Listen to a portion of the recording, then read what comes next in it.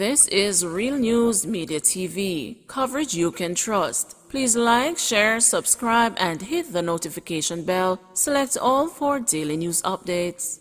Good afternoon, my Real News Media TV family. Welcome back to the channel for another news update for October 11, 2023. And in the news this afternoon, gunmen flee under fire after attacking beryllium team.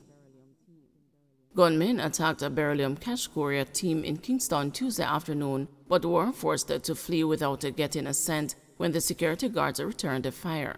Police report that the attack occurred about 12:55 p.m. when the guards traveling in a black Hyundai Staria went to service the JN Bank ATM at Total Energy's gas station at the Harborview roundabout. Two of the guards were inside the ATM, with a third remaining outside providing cover, when a black motor vehicle drove up and a man armed with a rifle alighted and opened fire at the team. However, the gunman and his cronies retreated when security guards engaged them in an exchange of fire. Police said two of the security guards received minor injuries while trying to take cover. A beryllium official took them to receive medical treatment. The beryllium vehicle had gunshot holes to the front and rear windscreens, passenger window, side doors, and the trunk door. Additionally, the door and wall column to the ATM were damaged by bullets. Police said that a white Nissan Wing Road motor vehicle at the scene was damaged by bullets. Several 5.56 and 7.62 caliber spent casings were at the scene, which was processed by Area 4 scenes of crime officers. Police assigned to the Communication Forensics and the Cybercrime Division were contacted for assistance with obtaining video footage from CCTV cameras at the scene. Tuesday's attack was the fifth carried out on beryllium teams since the start of this year. The previous four were carried out between February and April. In June, the police said they had in custody the person who they believed orchestrated the previous attacks, during which the gunmen escaped with millions of dollars. Integrity Commission refers NWC President Mark Barnett to DPP. The Integrity Commission has referred the President of the National Water Commission, Mark Barnett, and his wife, Annette Francis Barnett, to the Director of Public Prosecution for a determination to be made on whether they should be prosecuted for breaches of a building permit. The Integrity Commission's investigation report alleges that Mr. Barnett and his wife breached the building, planning, and environmental permits in the couple's development at 11 Charlie Mount Drive, Kingston 6. The permits granted by the Kingston and the St. Andrew Municipal Corporation and the National Environment and Planning Agency were for the development of 12 one-bedroom units, but the Integrity Commission's report indicates that the development consists of 6 two-bedroom apartment units and 6 three-bedroom units, in clear violation of what was in the permit.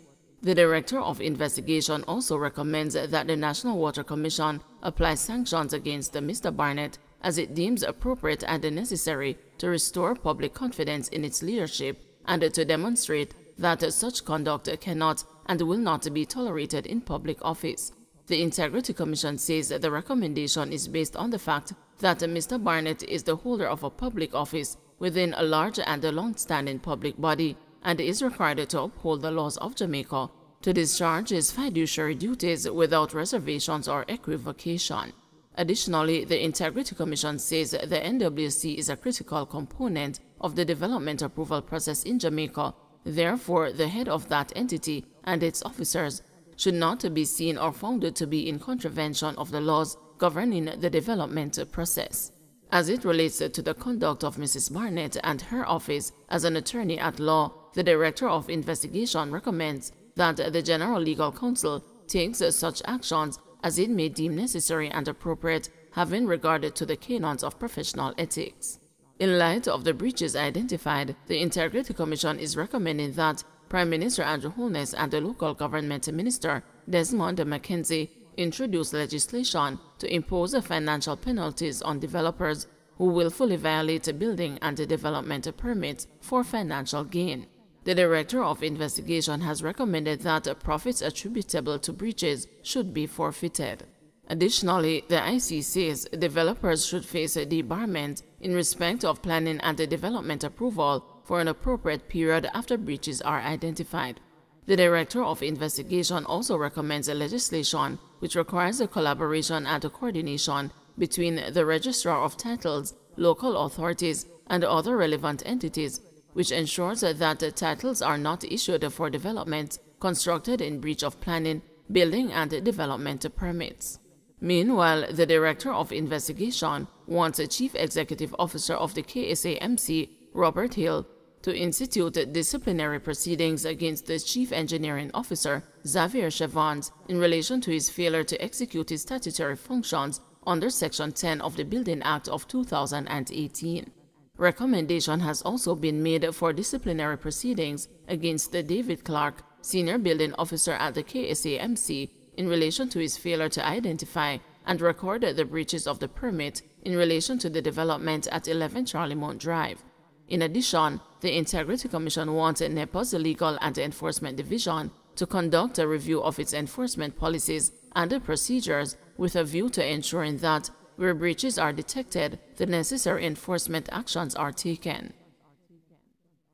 Bunting questions crime figures as triple and quadruple murders pile up.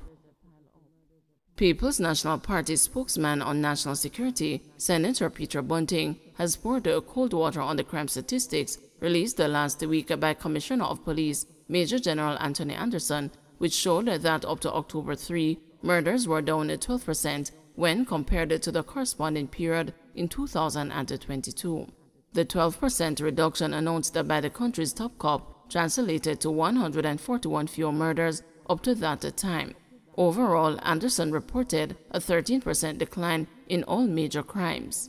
During a PNP press conference Tuesday morning, Bunting stated that Jamaicans have reacted with a confusion and disbelief to the commissioner's announcement. He said this was so as the daily media stories reporting murders, double murders, triple and quadruple murders and shootings don't seem to accord with the statements made by the Commissioner of Police and by the High Command. Bunting pointed out that October is currently averaging about 5 murders per day, and most Jamaicans woke up Tuesday morning to the shocking news of another quadruple murder in Trelawney on Monday night.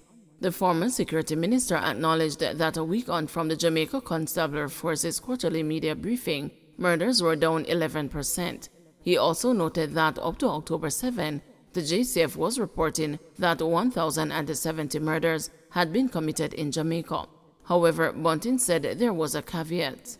This is indeed an 11% reduction when compared to the same period last year. However, what the JCF did not highlight is that last year, the comparative year, had the second highest number of murders since 2010, when there was that operation in Tivoli Gardens related to the extradition of Christopher Coke. So the 2023 statistics can be down relative to a record bad year in 2022, but still represents an objectively horrific situation currently, Bunting remarked. He repeated that he said at the PNP's annual conference in September that at the current rate, the country is on a track to record 1,400 murders by the end of the year. And he ripped into Prime Minister Andrew Holness, charging that he failed to keep Jamaicans safe over the nearly 8 years of his Jamaica Labour Party administration. Bunting highlighted that during the last PNP administration between 2012 and 2016, when he was Minister of National Security, murders averaged 1,129 per year. This, he said, was the lowest average of any government in the last 20 years. Bunting also noted that the average under the current JLP government over 8 years is 1,416 murders per year since 2016. On average, 287 more Jamaicans are murdered each year under this JLP administration than during the previous PNP administration, a whopping 25% increase in the annual murder rate between the two periods. That means 2,300 more Jamaicans have been murdered over the last 8 years than if this JLP administration had just maintained the rates that obtained under the previous administration, said Bunting. He insisted that he took no joy in pointing this out to the public and pointed to what he described as a vested interest, cronies and apologists in the Holness administration, which he said would prefer if we were silent on this issue. However, a society cannot talk about a good governance, about accountability, yet hide Andrew Holness' abject failure of fighting violent crime, Bunting concluded. Yet hide Andrew Holness' abject failure at fighting violent crime, Bunting concluded. Don't forget to like, share, subscribe, and hit the notification bell. Select all for daily news updates.